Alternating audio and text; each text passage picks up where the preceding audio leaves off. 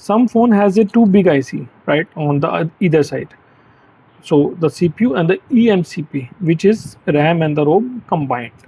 So if the power section is okay, right, how to confirm these ICs, like the storage IC is okay or not, and how to confirm the CPU, the RAM is okay or not, and how to diagnose a fault, because there is a multiple types of faults generate in a dead phone related to the dead phone.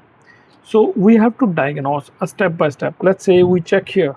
So okay, the charger connect and the battery is completely disconnect. So first of all, in a dead phone, right, we have to check the VPH. So here the VPH is present. Okay, now we have to check the the buck lines. Okay, the 8 point is stable, the voltage is stable, and when we check a second buck from here, let's say this is also stable, this one is also stable. That means the buck section, the default voltage of the buck section, which goes to the CPU, like the modem, like the APC voltage, right, the core voltage is basically the application core voltages are working and it's stable. So we assume the power section is completely okay. The fault somewhere else, maybe in a CPU, maybe the storage IC damage, maybe the RAM. So how to confirm, right, which section has faulty? In a dead phone or any line short, due to it directly goes to the auto port, right, it's stuck on a reading, maybe this issue, maybe eMMC connected with the data lines to communicate. Let's say like the phone directly goes to the auto port, stuck on a reading, LPDDR 4X, LPDDR 5. So there is a 2.9 voltage, C1503. Okay, so this line is VCC eMMC. So as I told you, hello everyone, how are you all? Welcome back to the another video. I hope all are you doing good and learn something new on every day, right? Today we are going to discuss related to the dead phone diagnosis, as we discussed in a last video related to the power section, related to the power IC, right? How to confirm whether the power IC, look at this IC, this is a power IC which we call a PMU, the power management IC. How to identify the power IC, about the VPH, about the buck voltages, the buck section, about the LDO lines, about the power on reset, means how to confirm whether the PMU IC, the power IC is faulty or not. And many people, many technicians like this video and appreciate it. So thank you so much for all. So today we are going to discuss further this topic, how to confirm, means how to repair a dead phone if there is a power section is okay, completely okay. Let's say a phone come to you, let's suppose this phone come to you, and when you diagnose, the VPH is present completely, the VPH is completely okay. When you go to the buck section, right, the buck voltage is also stable, the LDO voltages which is required, it's also available, and the power on reset is also the 1.8 voltage in a stable mode. And the last signal which comes from, and I did not discuss in a last video, because this signal comes from the CPU side to the PMU, which we call a PS hold, and in MTK we call a watchdog. Remember the watchdog, the 1.8 volt. That's confirmed the power section completely okay. But when you get the power on reset, because we discussed in the last video related to the power only, that's why we stop here with the power on reset. Now imagine a phone come to you and where the power IC, the power section is completely okay. Now what is the next step? If the power section is okay, the power IC is okay, the power IC produce all the voltages, what's the next step? Which section you have to test? Should you revolve the CPU directly, or should you repair the eMMC or storage IC? What is the next step? Many technicians confuse here. They directly revolve the CPU, right? Look at this IC, this is your storage IC, and when you go to the further on this side, This is your CPU and this one is RAM, right? They directly revolve the CPU. If your phone, let's say, are dead during the heat up, means if your phone had a cold soldering or you can say dry soldering issue, sometimes a CPU internally walls are dry. When you play more games, your phone heat up too much, right? So sometimes the bolts internally, due to the glue, they dry itself, or you can say the cold soldering. So when you revolve the storage IC, the CPU, the phone will be revived back. Nowadays it's a common issue. But let's say before revolve the CPU, how to confirm whether the fault, right? Or if you revolve the CPU, revolve the storage IC, still the phone is not working, what's the next step? Because the dead phone itself is a big topic, like, okay, and a resistance on a series in an important line is missing. This is also a dead issue, right? A data line damage, a protocol line damage. There are many things. So you have to work on step by step related to the fault, right? So after the power section, how to confirm their CPU is okay or not, whether the eMMC IC, your storage IC, which we call the hard drive, whether all the data like your Android programming data, your bootloader, your applications, user data like photos, videos, all are storage. That's why we call a hard drive, we call eMMC, eMMCP. In iPhone we call unmanned. This is okay or not? And the other IC is called a RAM, right? Random access memory. The storage IC is called ROM, the read-only memory, and there is another RAM. So how to confirm these IC are okay or not? Because this IC also has some requirements. So I'll explain you, right? Watch this video till the end. I will show you the practical also. So I'll make sure you will get something new, and this is also an important topic, right? How to confirm the RAM, CPU and the eMMC is okay or not. So watch the video till the end. Now first you have to understand the logic, right? Before understand the IC, every IC, right, has some requirements to generate the output, like a voltage requirements, a clock, a enable, a reset, a protocol. So every IC has some requirements. So if any IC did not get the requirement or fulfill the requirements, they did not generate the output, right? Imagine a PMU, right? When you look at the PMU, if I just gave a V system line, right, or which we call a VPH, a voltage line, right, the voltage input, let's say a 3.7 volt, this IC work, right? No, there are other requirements like protocols, like SPMI protocols. There are clock signals, the reset.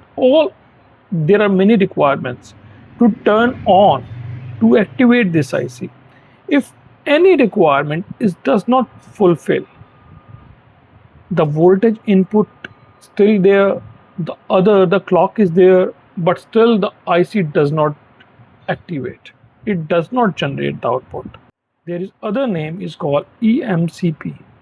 I'll explain you about the difference also, eMMC and the eMMCP. In iPhone, as I told you, which we call unNAND. So basically this is a hard drive. First of all, we'll discuss about this, right? How to confirm this hard drive is completely okay or not. And the other IC is a RAM, random access memory, right? How to confirm this RAM IC is completely okay or not. Now first of all, let's discuss the eMMC and the eMMCP. What was the difference? Now you have seen in most of the phones there is a CPU plus another IC, which we call eMCP. In common words, in technical words, we will call eMMC, right? But if you look at it internally, if a IC had RAM plus ROM internally installed in a one IC, both, right? Then we call a eMMCP. If the RAM is installed separately and the storage installed separately, which we call a eMMC. So you have seen two type of the phones, whether the CPU, one big IC, a RAM is another, and another IC which we call a eMMC, right?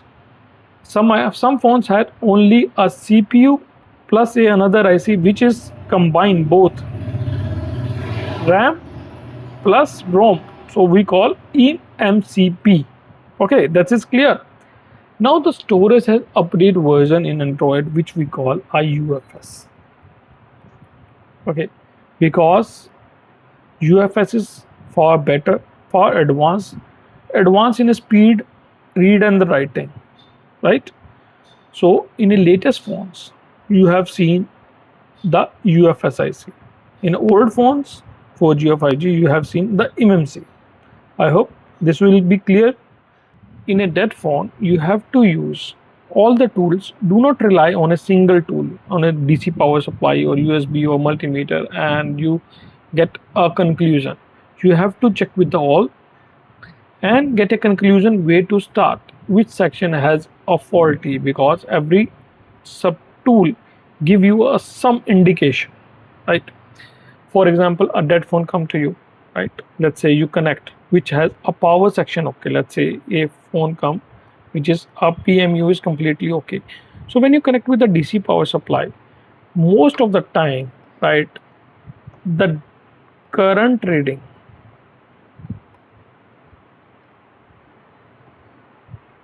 stuck, right, only let's say from a 50 milliamp to 120 milliamp.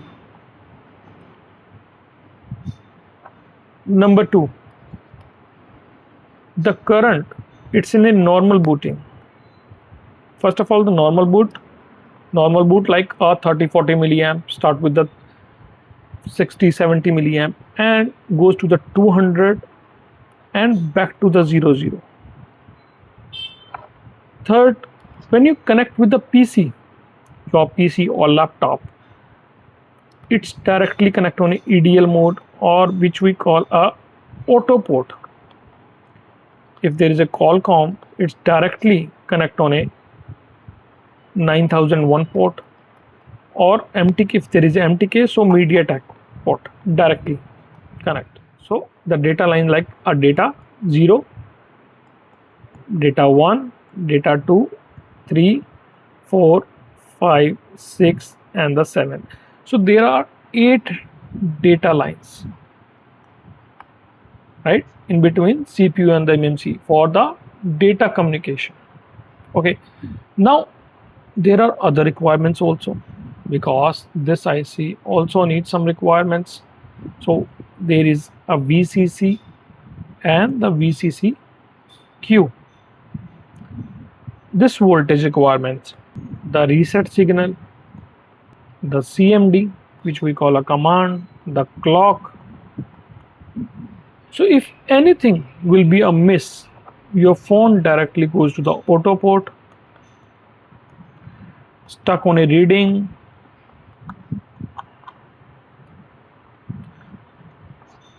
reboot, right? That directly phone reboot multiple times, right? Or completely dead. Similar, the RAM has also some requirements. I will show you in a boardview schematic. Also, I will test in a motherboard all these requirements and I will show you in this video, right? So first of all, okay, now the eMMC has some versions, right, like a BGA. When you look at this IC, the IC number which we call a BGA 153, BGA 169 and the 221. If you go to the UFS, which is advanced version of the eMMC, UFS's versions, like I will told you 2.0, 2.1 is like a BGA 153, a 254, a 297. I hope this will be clear. Two part. Okay, so already in my videos I explain you some IC as 1, 2, 3, 4, or in a numeric or alphabetic the parts. So this IC has two parts, right? There is a C, no, nothing. There is a two parts, and when you look at this on this side, on this part there is a no connection here, right? All the lines. When you look at here, there is a storage, and these all pins are important.